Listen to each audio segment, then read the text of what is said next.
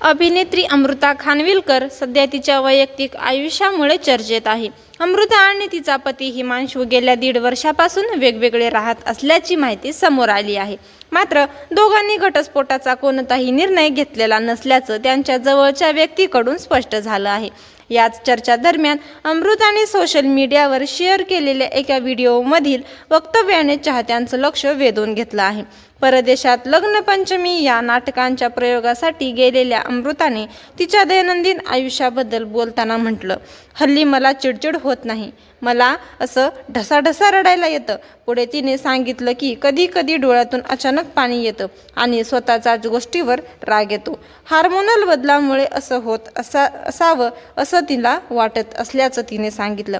यानंतर अनेक चाहत्यांनी तिला मेसेज करून काही तपासण्या करून घेण्याचा सल्ला दिला. अमृताने पुढील व्हिडिओमध्ये चाहत्यांच्या काळजीबद्दल प्रतिक्रिया देताना सांगितलं की त्यांना हार्मोनल बदलाविषयी माहिती आहे.